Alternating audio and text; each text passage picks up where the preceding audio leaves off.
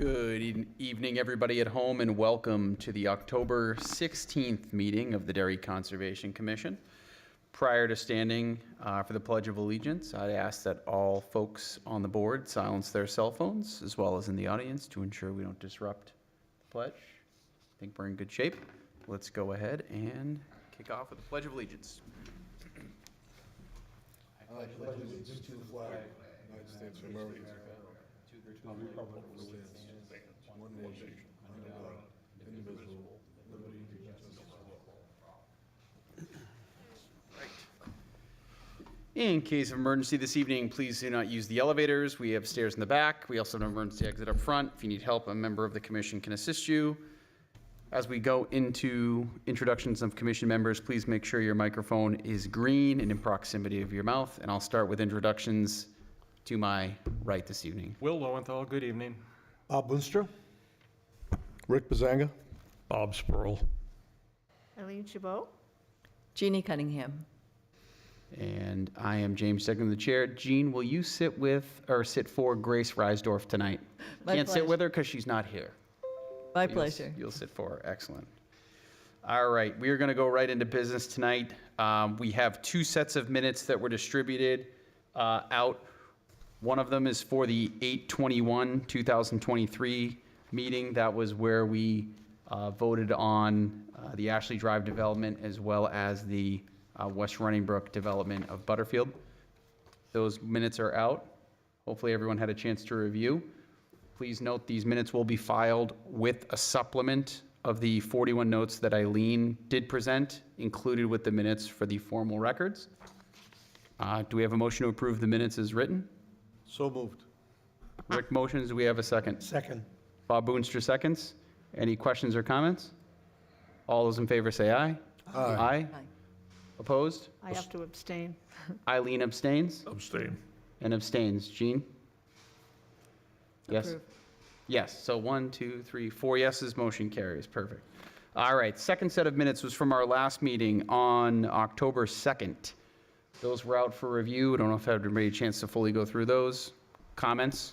Yeah, Mr. Chairman, on the bottom of page 2, there is a statement that says site walk scheduled for Monday, the 9th, after the first site walk. Yep, right above that, there should be a note that we were meeting on the same site for the first part of the project that they're back for tonight. Right, I understand that. Okay? Thank you. Yes, Eileen? It's the second paragraph down on page 2. Yep. The second sentence, it says Eileen Chabot asked if there was a culvert collecting debris prior to entering the system.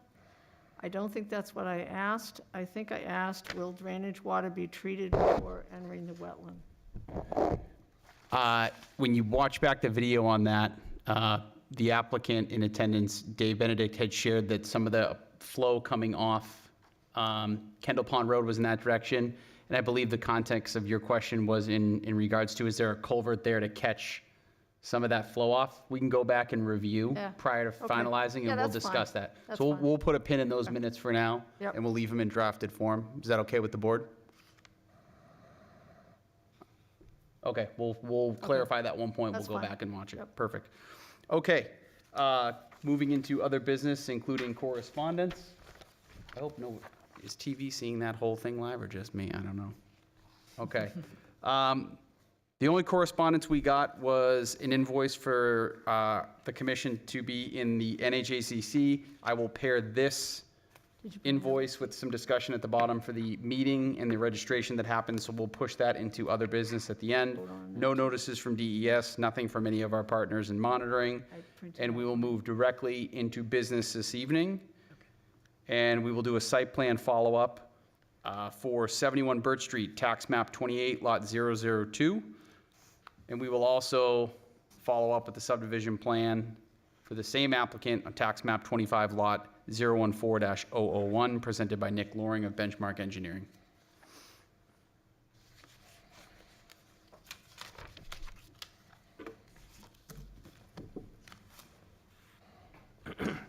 Oh, and prior to going into the session, I will defer to Rick to lead this portion of the meeting, and I will be stepping away from the board as I'm an abutter to the project.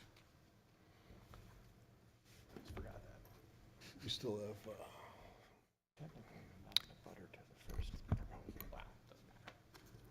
Thanks, James. All right, so let's proceed. Nick, you want to just run us through well, actually, before we start, we had a site walk on the project attended by myself, Bob Boonstra, Gil Reisdorf, the applicant, and Nick Loring from, is it Benchmark? Benchmark. Yeah, Benchmark. We got a good look at the property. There was a couple of things we needed some attention given to, and Nick assured me he would handle that. It looks like in his correspondence to me, he has done that. So go ahead and run through it, Nick, take it from where we left off to where we are now. Okay. So everyone has the handouts. I'll Sorry, just- Nick, just state your name and all that stuff, please. Yep. For the record, everyone, my name is Nick Loring. I'm with Benchmark LLC. I'm the engineer on the project. To my right is Dave Benedict. He's the owner and applicant of the 2 parcels in applications that we're discussing tonight. So brief overview on the project before I get into the specifics is there's 2 parts to this. There's a site plan and a subdivision for anyone that wasn't here last time. The subdivision will go before planning board prior to the site plan. It's really just clean up lot lines. It's merging the 2 lots, creating a residential lot off of Eden Street, and there is a land swap with an abutter on Kendall Pond Road. They have some encroachments onto Mr. Benedict's property, and we're working with them to clean up some lot lines in that area. So that's the site plan or the subdivision plan, and it'll clean up and create the lot that we're going to build the commercial building at the front of the lot for, which we'll get into. If you look through your handouts, that I numbered them in the upper right-hand corner.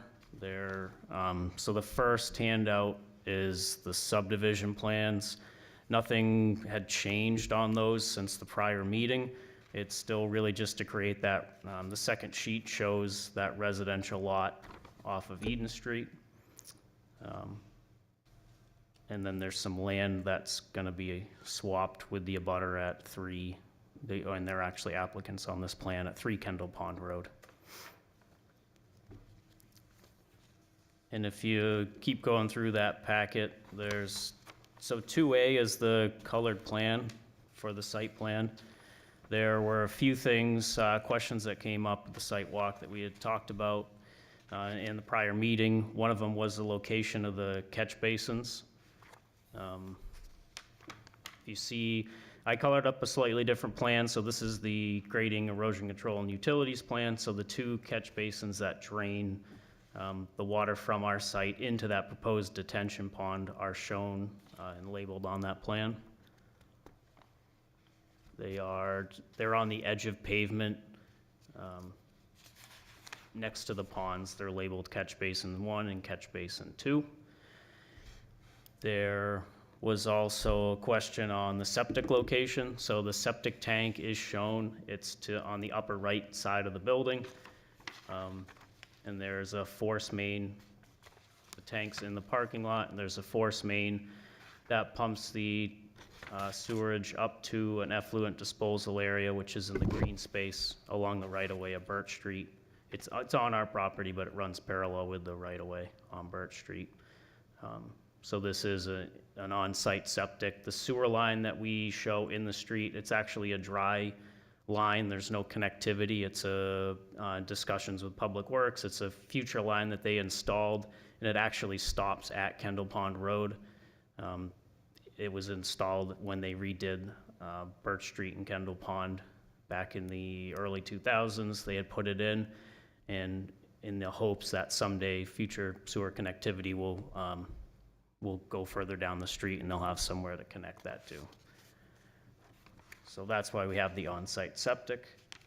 The other question, the snow storage areas, if you go to not the colored sheet, but the next handout, the 2B, the set of plans, if you go, it's 12 sheets.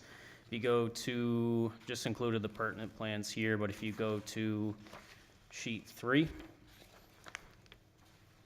which is the second sheet in, there are some snow storage areas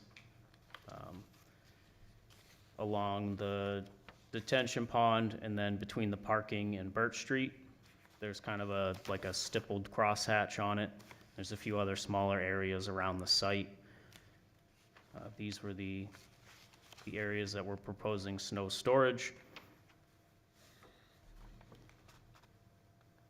There was also a question on, just going through my notes, there was also a note on invasive species was the next one. So that was added on the cover sheet, sheet 1. It's on the lower left-hand corner. There's note 26. It reads, any invasive species removed as part of the construction process shall be disposed of using best management practices for invasive species. For additional information, see attachment 1 in the long-term inspection and maintenance manual prepared for the site. If you go after this, there is that attachment. It's 2C, and it's just a breakdown. It's what we include in all of our inspection and maintenance manuals for control of the invasive plants. And this is something that the UNH co-op put together, and it's just it's to inform property owners of the best ways to control and dispose of the invasive plants. On that note, you understand that the law is that invasives that any viable portion of an invasive plant cannot be removed or moved from a site. So you have plans to, I don't know, I did not go to the site walk, so we'll find out what is there, if anything, for invasives. But you understand that it can't just be bulldozed up and hauled away somewhere, right?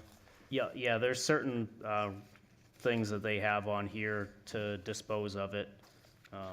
Include the bagging, the solarization. There's, if it's a woody section of the plant, it can be chipped on site. So there's a few different options that they have.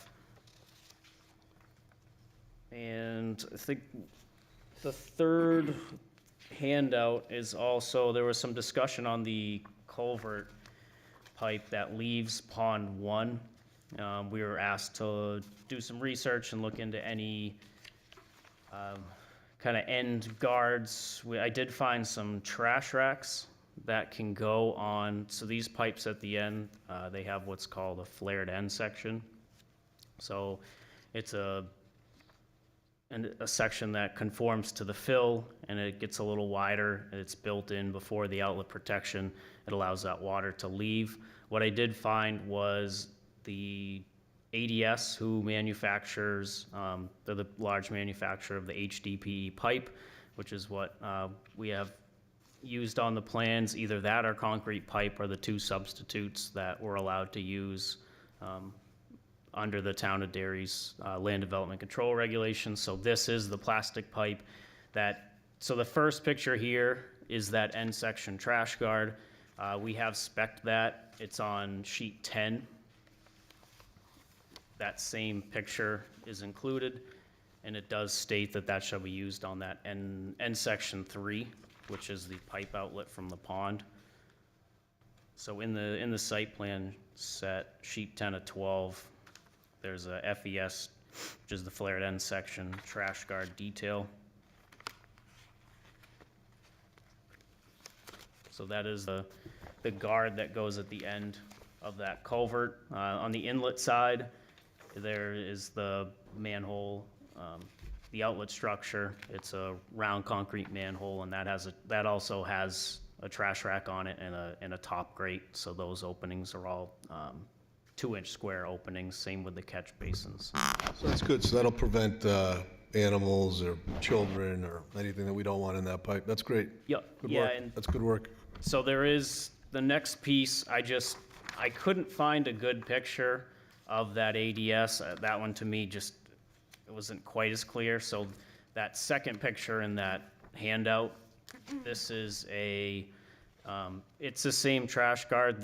Most of the photos I found were for the concrete flared end sections, but this just gives you a little better picture of what they look like in real life.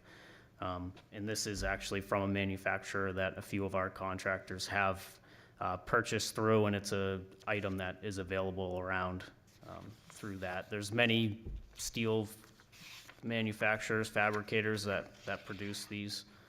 So, but these are just good examples of what they'll look like, and Thanks, Nick. hopefully So, answer. to the commissioners, the ones that weren't here, we talked a little bit about our concern about having these very long pipes traveling in areas. So, I think it was at the site walk, Nick, that I asked you if you could look into something that we could put in, and he's done some homework for us. I think we should probably consider adapting these kind of guards, if you will, on this plan, and then we should probably look at them in future plans too, because I'm pretty excited about them. Thanks, Nick.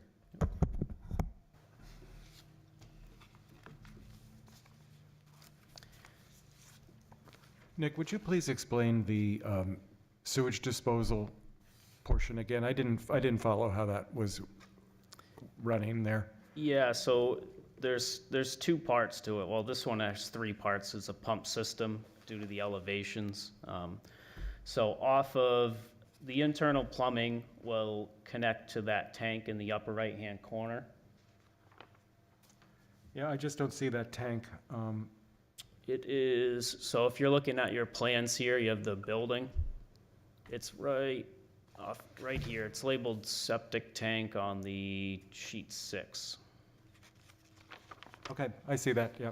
Okay, so that tank, it's a standard septic tank, so they're all 2-compartment. They have baffles in them. This one is a little different because it's a pump system, so it has a 3rd chamber to it, and that will have the pump. It'll pump it up through a force main to, that's this line here is the force main. It pumps up to what we call distribution box, which is, it's another concrete box, and that will split. There's a field on either side of that. So this is a product called Geomat. It's, a lot of you've probably heard of EnviroSeptic. It's very similar to that. It's actually just the fabric that's wrapped around. It's very similar to the fabric that's wrapped around EnviroSeptic. It's just laid flat. We've seen them before. Yeah. So it doesn't leach. It doesn't leach in the parking lot. It leaches up at the top. Is that how it the works? top, yep. Yeah, I got it. Yeah, and all of the tank and the effluent, the disposal area, it's all outside of the 75-foot setback from the wetland. And what are the chances of that leaching into pond number 1? It meets that setback because on that end there. So it does meet the state's, the setback. So in the event of a failure, the grade of that slope actually slopes slightly back towards the parking lot. So if there was some type of failure of that system and it did start to leach out, it would most likely leach towards that parking lot. That's not pleasant. No, but I mean, you're asking if it failed, but that's just looking at here with the topography of everything, it would go that way. Okay, thank you. You'd know it failed. Yeah.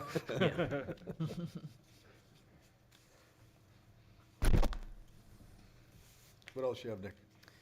So the only other thing, and I discussed this with Dave, was we did add, he was talking at the site walk, and he wants to add a water feature, so we did put a small landscape pond, so this has nothing drains to it except the area of the pond. It'll be a lined pond, something that he'll keep filled and maintained with water. It's gonna be strictly for show, for irrigation. He's got a fountain and some lighting and stuff that he'd like to add there, just for aesthetics. It's really a landscape feature of the site, but we wanted to make sure we pointed out that change in the plan. So it's in the driveway off Birch Street. It's But behind it's that. standalone. It's not tied into anything, or Nope. it's all right. No storm water from the site, from any impervious areas will drain there. What about that in the back there? That little breach we saw in the silt fence. Yeah, Dave had spoke with the abutter, and they've cleaned it up. They're cleaning it, and there's some new silt fence. And what's the long And they term? added a bunch of hay, a whole bunch of bales of hay with the fence. Sorry, Dave, can you just, talking to the mic, state your name and all that jazz? My name's Dave Benedict, the owner. So out back there, when we walked it, it was, so they added Mark from the landscape company added bales of hay across the entire pond with a new silt fence. Okay, good. That's done. I talked to him the next day. Right. I said, get this done ASAP, and he did. So the commissioners know what the applicant is talking about. When we did the site walk, kind of outside of the purview of the site walk, when we're looking at the subdivision portion of the walk where the future home is going to go. So there's two plans. There's a subdivision plan, and we noticed that there was some kind of ill attended silt fence on the back of the wetland where the landscape company was. And I asked the applicant and the engineer if they could address that. Just clean it up, make it, bring it back up to spec and stuff like that. So that's specifically what he's talking about. Bob got to look at it. Anything else, Nick? Nope, that's it. I'd be happy to answer any questions. Eileen had a question. Yeah, at our meeting last time, one of the topics that we talked about is that we prefer silt fence and straw bales for erosion controls. In looking at the set of plans you just handed out, I see the silt fence all marked, which is nice, but where are the indication that there's going to be some straw bales backing it up?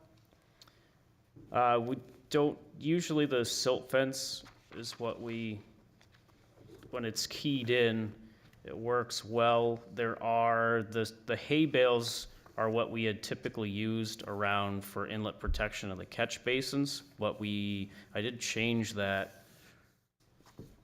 If you look at sheet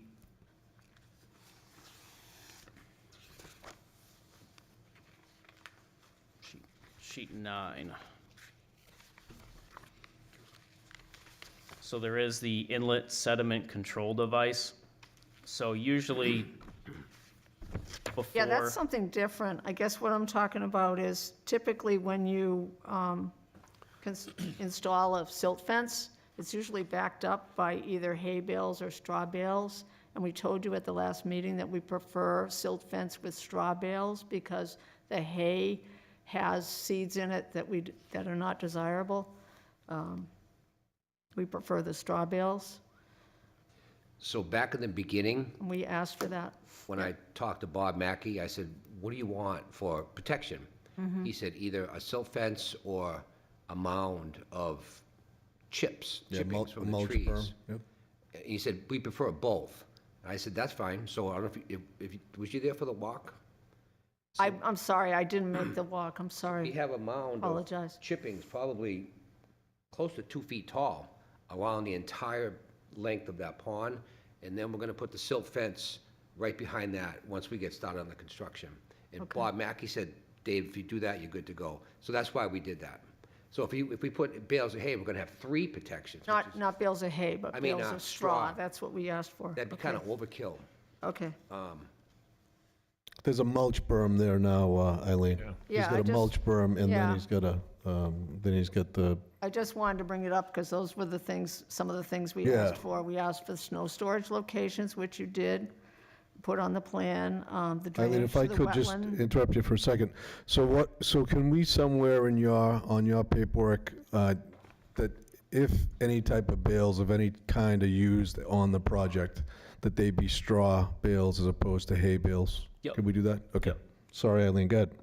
Okay, I would never use a hay bale, because I know. I have horses at home, so I know all about it. I tried that once on my lawn, big mistake. Good. right. You have something else, Eileen? No, I'm just going through my list of what we asked for, but it looks like other things were covered, it's just, that was not covered. Any other questions, comments from the commissioners?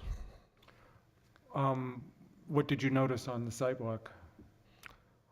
I don't think there was anything alarming. The present condition of the property, from my perspective, is a lot better than it's been in the past. The applicant has done some work cleaning it up.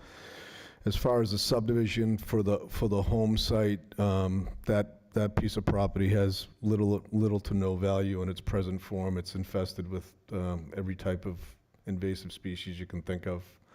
And I think, you know, a home there with someone taking care of that property is a much improvement over what's there right now. That's the next case, though, right? We're still dealing with, We're gonna deal with both of them tonight. Yeah, but as far as the site walk, we walked them both. Bob, anything else? I guess the only thing that I'd add is the wetland in the center of the property, even with all the rain we've had, it was mostly just soggy. It was not really standing water, so. okay. All right. We've been asking recent applicants for periodic drainage maintenance reports so that we can review them, and people have been complying with that. Would you be open to submitting to the commission, you know, what would you say, every 2 years we do? Yeah, we've been doing 2 years, yeah. Yeah. And that's for after it's built? Yes. The inspection of the? Yes, exactly. Yeah, And to so, make sure it's being maintained properly. yeah, and so as part of this, there is an inspection and maintenance. It's at the request of the town, but if it's something the conservation wants them to give any issue with, so it's your I storm. spend more time cleaning garbage out of that swamp Yes, we established that. than you can imagine. I got barrels of it out there. Yeah. Because there's no protection from Kennel Pond Road, it just all pours right in there. And I'm the one that cleans it up. Anything else from the commissioners? I've got Bob? one. In the middle of this whole plan, you have a larger piece of section that says drainage easement. I'm assuming that's the drainage easement from the abutting complex. Is that sheet flow, or is it a culvert coming in there? No, that's just for, that's a drainage easement that's given to Lot 2 onto the residential lot for any future development of that rear piece. So there's nothing there now. That's just an area that in the back next to, there is some residual land back there. So that's a drainage easement for the benefit of the commercial lot. Oh, all right. So, well, maybe not pertinent, but where does the Birch Heights drainage go? That's a lot of water coming off of all those buildings in the parking lot. Yeah, most of theirs goes towards the west, towards the opposite way from us. So they have a pond, they have a couple ponds and drainage measures there, so. Yeah, elevations, they're probably lower Yeah. than this site. Okay. Anything else from the commissioners? So the protocol on this plan, this is going to be, so we'll be asking for signatures for 2 plans, but because the chair is excusing himself on this project, the motion would be that the vice chair be authorized to sign the plan. So if there's no other questions, I'll entertain a motion on that. So moved. I think we better state it, though. What's that? State it. And if there's any conditions that we need to add, So I move that we authorize the vice chair to sign off on the plan. all right, so Bob moves, is there a second? Well, it's tax map 28, lot 2, right, that one? Yeah, this is for, not for the subdivision plan, but for the plan that's before us now. Right. Okay, I second that. So we have a motion on the floor by Bob, second by Will. I'll take we'll take a roll call. Will? Aye. Aye. Aye. Aye. Eileen? Aye. And the chair votes yes, so it's unanimous. Thank you, Nick. You can move right into your next plan, the subdivision plan. Thank you.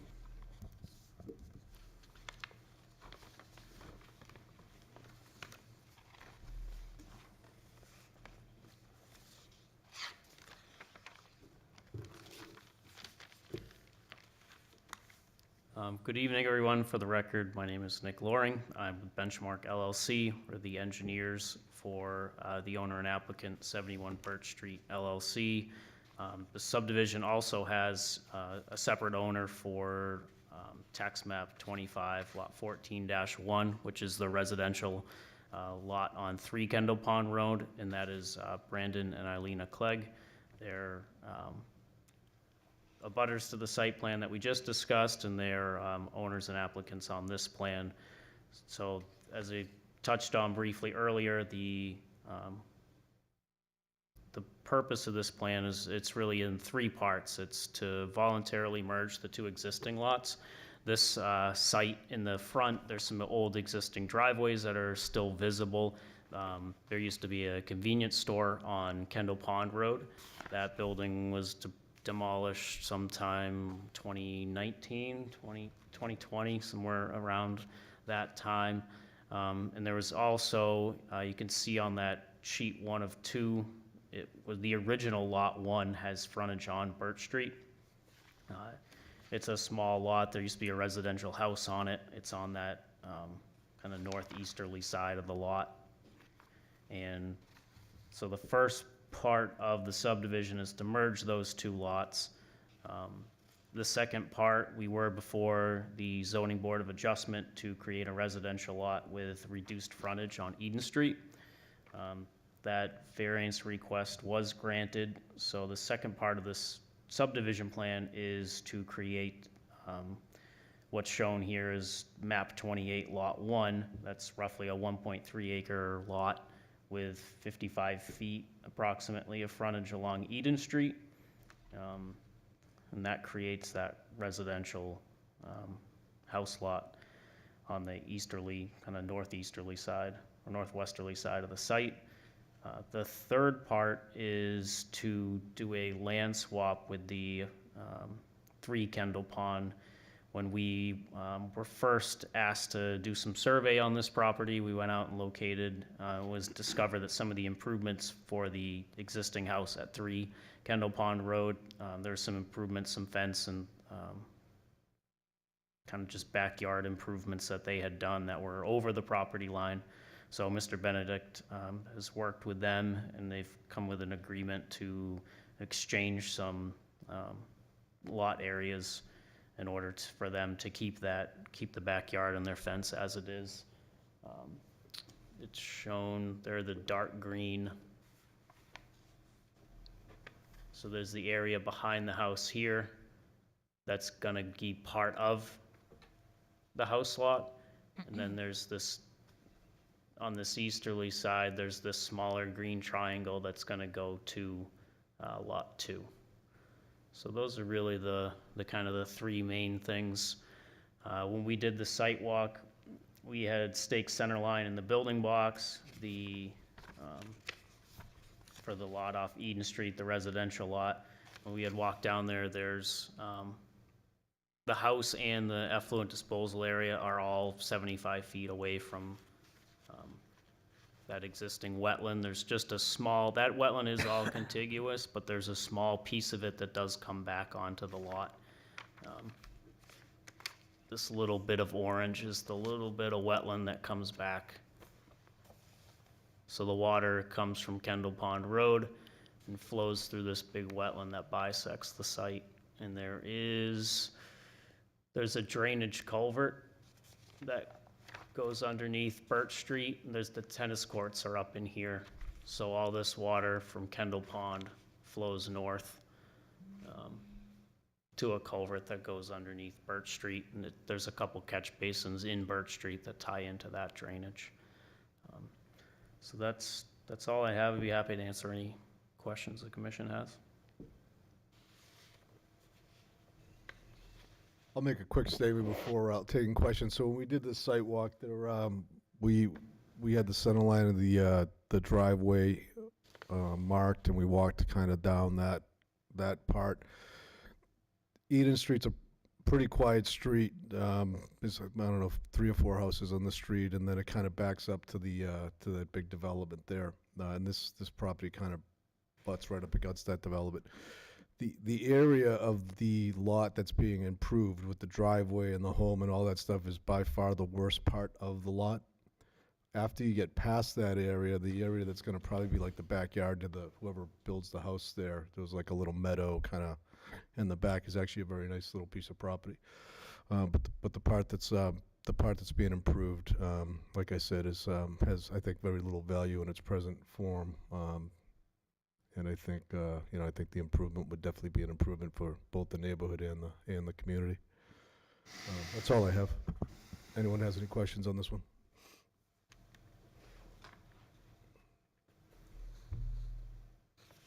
Hearing none, I'll also entertain a motion to have the vice chair sign the plan for the subdivision, which is the second part, tax map 25, lot 14-1.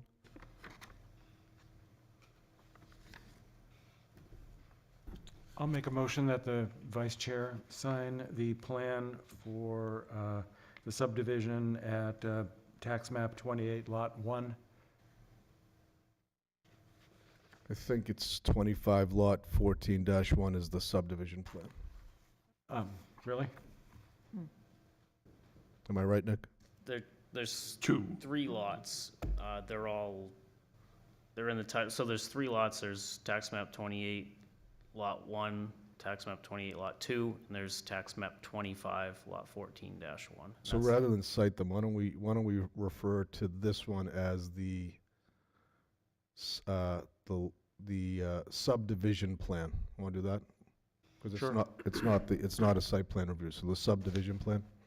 All right, so there's a motion on the floor by Will to have the vice chair sign the subdivision plan for the applicant. I'll second. Seconded by both Bob and Bob? Bob, both Bobs. Seconded by the Bobs. You can have it, Bob. All right, so seconded by Bob Spurl. So there's a first on the floor by Will, a second by Bob Spurl. We'll do a roll call. Will? Yes. Yes. Yes. Yes. Yes. Chair votes yes, so it's unanimous. And you guys are all set. And I'll get with Sheila and get the signatures on the plans. Okay, yeah, so just a point of information for the board, we, as part of the site plan, we have a second TRC to button up a couple things, and then we'll be submitting both of the applications to be before planning board. Awesome, great. All right, thank you. Thanks, guys. Thank you, girls. Thank you, guys. Thanks. Have a good night.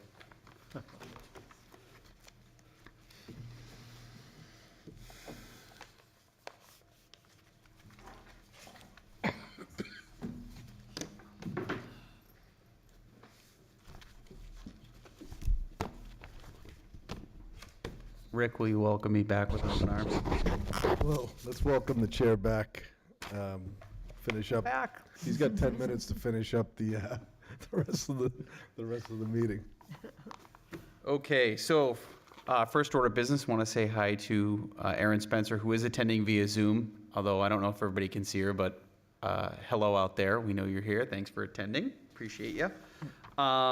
As we go into other business, have a couple of bills to take care of, and then one note on a discussion from our last meeting. So the first order of business, we received a bill from the New Hampshire Association of Conservation Commissions. This is for our 2024 membership dues at a rate of $825 out of the administrative account. I'll entertain a motion to pay that bill. So moved. Second. Rick motions, Eileen seconds. All those in favor say aye. Aye. Aye. Motion carries. We will take care of that. Second, we received one registration for Eileen Chabot for the New Hampshire ACC Annual Conference. We also received in the mail as well a listing for the conference. So if anybody has not gone yet and wants to see what sessions they are, I have it. Can I interrupt? Yep. I'm going also, but I did not bring my receipt. Okay. Well, we will entertain a motion for any commissioner that pays the $60 charge to be reimbursed out of the administrative account for attending the conference. So moved. Rick motions. We have a second? Second it? That is seconded. All those in favor say aye. Aye. Aye. Opposed? I have to abstain because Yep. it's my bill, yeah. I abstain. Okay, so 2 abstain. We still have enough to cover, so that's taken care of. Fantastic. If you want to send that in email, the invoice, not listening. Okay, Oh, Jeannie, you could send it by email. that's fine. Yes. All right.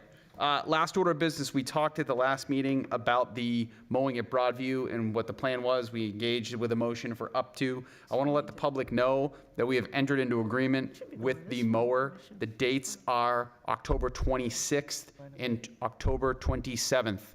We are hoping to complete the mowing in one day. I will be reaching out to DPW and Alan Catay to have a digital signboard put in place requesting that folks stay off the property while there's working equipment on it on those 2 dates, regardless if we finish in 1 day or not. I want it posted for both in the case that it's both. Very happy that we were able to squeeze it in October as planned. And again, I still think we want to go a little bit earlier in September next year and have a motion for a cut come back up for discussion. So we'll have that discussion when we hit, Pick for this one. let's see, August, probably. We'll make sure we can put something on the books. We'll ask for a tentative date from the contractor after the work is done this time, and we'll see if we can put something out. Okay. Do we have temporary portable signs to close all avenues onto the property? Well, yeah, I will say the last time it was posted with the digital sign, I believe we talked to Dave Ahern. I think he said maybe 1 or 2 people came out and stayed well away from his equipment. There wasn't an issue. I think the public was very respectful of the work's being done, let's stay off. Yeah, okay. And wait to access it again. So we'll give them the notice this week, we'll get a signboard out there and we'll go. That's all I have for other business today. Is there anything else that anybody else would like to bring up? I just want to mention for the record that as part of the community garden updates, I have received 4 reports of thefts of produce from people's plots. And this is, there's nothing we can do about it, but it's just, I want to raise that as an issue, and, you know, we can maybe strategize doing something about it in the future. I'm not sure what, but. What happened to them, Will? Just theft of vegetables from Oh, people's people plots. stole stuff? Oh, okay, wow. Thanks. It's pretty much universal. It's sad. That's a shame, yeah. Very, very sorry to hear that. That shouldn't be happening. Well, I don't know what we can do about that today, other than advocate that we do have resources in town to help feed those that may be in need of support. A lot of food pantries. So maybe we can share some of that information publicly out there as needed to inform the public. Yeah. Sound good? Thank you. Anything else, Will? With that, I will sadly ask that we end this meeting at approximately 7:42 PM. I'll make a motion to convene. Rick motions, do we have a second? To do what? Convene? Convene. No, I Adjourn. second it. adjourn. Adjourn. Rick motions to adjourn. I second that. Will seconds. All those in favor say aye. Aye. Aye. All right, thank you, folks. Have a great Halloween. That was a record.